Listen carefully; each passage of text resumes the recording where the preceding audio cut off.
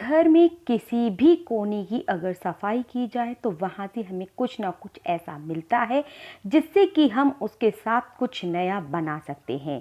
आज मैंने अपनी इस कबर्ड की जब मैंने सफाई की तो मुझे इस पैकेट में मिले बहुत सारे बचे हुए कपड़े।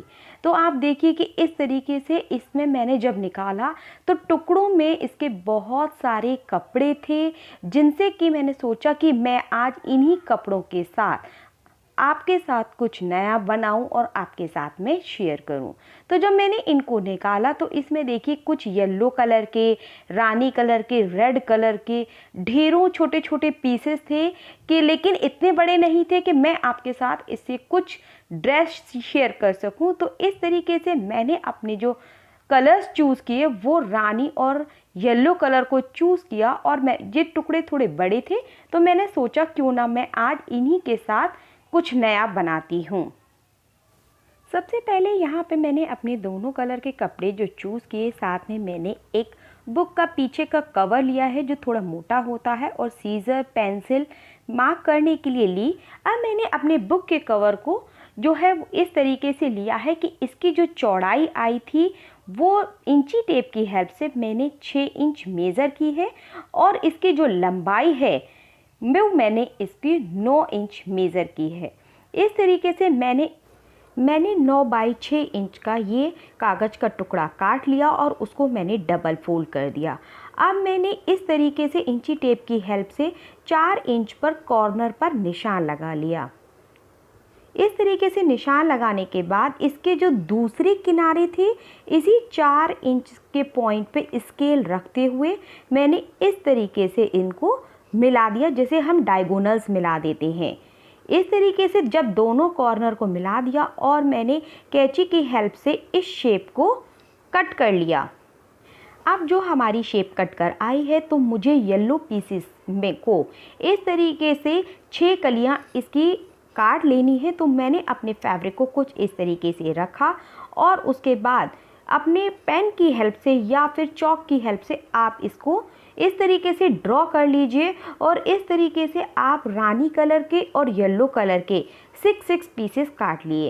इस तरीके से जब मैंने 6 पीसेस को कट कर लिया है तब आप देखिए कि क्योंकि मैंने 9 इंच की लंबाई ली थी लेकिन 4 इंच में मार्क किया था, यानी कि मेरी एक साइड 4 इंच की है और दूसरी साइड मेरी 5 इंच की है।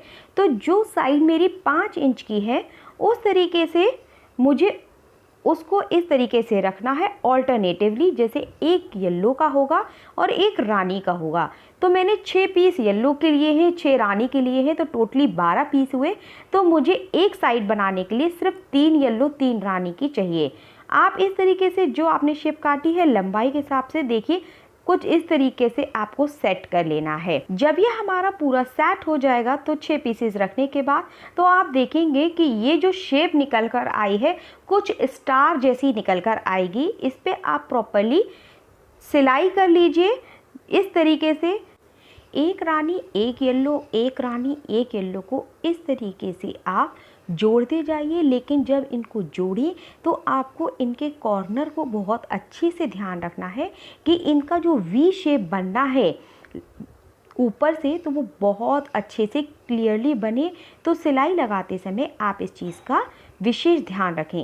इस तरीके से आप अपने 6 पीसेस के पेयर तैयार कर लीजिए और हमारे 2 पीस इस तरीके से बनकर हो जाएंगे रेडी। अब जो हमारी ये दोनों पीसेस आप देख रहे होंगे बनकर कुछ इस तरीके से रेडी हो गए हैं। अब इनको दोनों सिरों को इस तरीके से रख लेना है उल्टा करते हुए और आपको इसके चारों ओर सिलाई लगानी है। सिलाई लगाते समय आपको ये ध्यान रखना है येलो पीस येलो के ऊपर और रानी कलर के ऊपर रानी कलर का ही पीस आए। इस तरीके से चारों तरफ से सिलाई लगाने के बाद इसका एक छोटा सा पार्ट आपको छोड़ देना है। जब हमने इसकी तरफ ये सिलाई लगा ली, सिलाई लगाने के बाद अब आप देखेंगे कि हमने इसका थोड़ा सा मुंह छोड़ दिया है और छोड़ने के बाद इसी खुले हुए मुंह की हेल्प से हमने पहले इसे सीधा कर लिया है। इस तरीके से हमारा जो स्टार शेप का कुशन है वो बनकर रेडी हो गया है। और इसके किनारों में आप पेंसिल या पेन को डालकर बिल्कुल इसके किनारे सेट कर लीजिए, जिससे कि जब हम इसमें फाइबर फिल करें तो इसकी शेप अच्छे से आए। अब मैंने यहाँ पे अपनी बेटी को बिठा लिया है और अपना एक पुल्लू लिया है, जो मैंने कंघे से जिस तरीके से अपनी रुई और फाइबर को सही करना आपको एक वीडियो में शेयर किया था, उसी तरीके से मेरी बेटी इस रुई को सही करती गई है और मैंने इस फाइबर को अपने इस कुशन में फिल कर दिया है। और अच्छे से इसकी जो वी शेप का आकार है मैंने वहाँ पे इसे बहुत अच्छे से फिल किया है। इसको फिल करने के बाद आपका जो इसका ओपन एरिया था, मैंने पहले इसे सुई की हेल्प से बहुत सावधानी से सिल लिया है, क्योंकि ये सामने का एरिया है और इसकी सफाई लगाते हुए ही सिलाई करनी है। सिलने के बाद अब मैंने पहले बड़ी सुई की हेल्प से इसको इस तरीके से दबाकर बीच में टाँका लगा लिया है, जिससे बीच में थोड़ा सा गड्ढा हो गया है। इस तरीके से अब मैंने इस जॉइंट को छुपाने के लिए यहाँ पर एक बड़ा बटन लिया है और मैंने इस स्टार शेप के कुशन को, आप चाहें तो दोनों तरफ से बटन लगा सकते हैं, लेकिन मेरे पास 2 ही बटन थे और कुशन में मैंने 2 ही रेडी किए हैं, तो मैंने सिर्फ इसके फ्रंट पार्ट पर ही बटन लगाया है। और इस तरीके से बटन लगाने के बाद हमारा कुशन हो गया है रेडी। अब जो मेरे पास बाकी के इस 2 पेयर बनाने के बाद जो भी फैब्रिक बचा हुआ था, तो आप देख रहे होंगे इस तरीके से बचा हुआ है। ये छोटी छोटी पट्टियाँ बची हुई हैं। इस तरीके से पिंक कलर में भी थोड़ा सा ही पार्ट बचा हुआ है। और ये मेरे पास 16 बाई 16 इंच का एक येलो कलर का पीस है। तो अब मैंने सोचा क्यों ना मैं इस फैब्रिक को भी यूज़ कर लूँ। सबसे पहले मैंने क्या किया है, अपना जो येलो पार्ट था मैंने उसको इस तरीके से पट्टियाँ निकाली हैं, जिसकी चौड़ाई 3 इंच है, लंबाई जितनी आपकी ज़्यादा से ज़्यादा निकल सकती है। सेम उसी तरीके से मैंने अपने पिंक कलर के फैब्रिक में से भी इसी तरीके से पट्टियों को निकाला है। अब आप देखिए कि जो येलो और मेरी पिंक कलर की पट्टी है वो उसकी चौड़ाई 3 इंच ही है। अब क्योंकि लंबाई आपको अपने अकॉर्डिंग रखनी थी जितना आपका फैब्रिक बच रहा है। अब इन दोनों पट्टियों को मुझे जोड़ लेना है।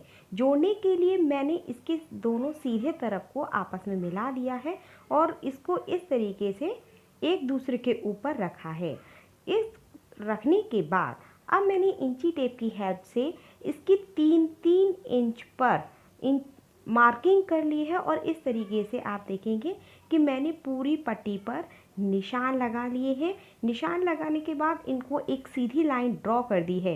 इस तरीके से एक हमारे ब्लॉक्स टाइप के बन गए हैं 3 बाई 3 इंची के। जब ये ब्लॉक बन जाए तो अब मुझे इन दोनों लाइनों को कुछ इस तरीके से कर्व लेते हुए मैच करना है, जिससे कि ये एक फ्लावर की पत्ती बनकर हमारी रेडी हो जाएगी। ये देखिए इस तरीके से मुझे सारी ब्लॉक पर इसी तरीके से कर्व को ड्रॉ करना है। जहाँ जहाँ पर अब ये मैंने कर्व ड्रॉ किए हैं वहाँ पर मुझे सेम उसी तरीके से सिलाई मशीन चला लेनी है। लेकिन आप देखेंगे कि जो मैंने जब कर्व बनाए थे तो एक ही सिंगल लाइन ड्रॉ की थी, लेकिन आपको सिलाई मशीन चलाते समय इसको डबल सिलाई से थोड़ी सी डिस्टेंस लेते हुए डबल सिलाई लगानी है, जिससे कि जब हम एक ब्लॉक को कट करें तो हमारा दूसरे ब्लॉक की जो पत्ती बनेगी वो खुल ना जाए। और इस तरीके से जब पूरी सिलाई मशीन इस पर चल गई तो हमारा कुछ जो फैब्रिक था वो इस तरीके से बनकर रेडी हो गया। अब मैंने सारे ब्लॉक्स को इस तरीके से कट कर लिया और जो शेप लेती हुई थी, कर्व लेती हुई, मैंने उनको भी कट कर लिया। और जब इनको सीधा किया तो कुछ देखेंगे इसकी शेप इस तरीके से हमारे पास बनकर रेडी हो गई। और इस तरीके से मैंने बहुत सारी पत्तियों को बना लिया। अब मेरे पास जो 16 बाई 16 इंच का एक जो फैब्रिक था, तो मैंने प्लेट की हेल्प से, थाली की हेल्प से, सबसे अच्छा तरीका होता है सर्कल बनाने का, तो मैंने इस तरीके से सर्कल बना लिए। और मुझे येलो के ऊपर रानी कलर को शो करना था, तो इस तरीके से पत्तियों को रखते हुए मुझे पूरी सिलाई लगा लेनी है, जितनी भी आपको लंबा पूरा हाफ कुशन को कवर करना है। इस तरीके से आप अपनी पेटल्स को 1 बाय 1 रखते जाइए जो आपने हाफ सर्कल ड्रॉ किए हैं, और आप इन पर सिलाई मशीन को चलाते जाइए। इस तरीके से अब जो हमारा पेटल्स लेता हुआ हाफ जो कुशन था वो ऑलमोस्ट बनकर रेडी हो गया है। इसके बैक पार्ट पे मैंने पहले से ही रेडी कर लिया है और इस तरीके से उसमें पहले से ही चेन लगा ली है। आप चाहें तो एनवलप कुशन भी बना सकते हैं। नॉर्मली आपको फैब्रिक थोड़ा ज़्यादा कट करना होगा। अब मैंने जो अपना कुशन बनाया था, अब इसके बैक पार्ट को भी मुझे इस तरीके से रख कर चारों तरफ सिलाई लगा लेनी है और उसके बाद मुझे इसको सीधा करना है और किसी भी 16 बाय 16 इंच के कुशन पर चढ़ा देना है। इस तरीके से बनने के बाद अब आप देखेंगे कि जो मेरे स्टार शेप के कुशन थे और जो मेरा नया 3D बोहो कुशन था, उसका लुक ओवरऑल कुछ इस तरीके से आ रहा है। अगर आपको ये मेरा आइडिया घर को सजाने का बचे हुए टुकड़ों से जो कुशन बनाए हैं, अगर आपको पसंद आया है तो प्लीज़ मुझे लाइक करिएगा, सब्सक्राइब करिएगा और अपने फ्रेंड्स को भी शेयर करिएगा और कमेंट करके मुझे ज़रूर बताइएगा ये आपको कैसा लगा। Okay bye.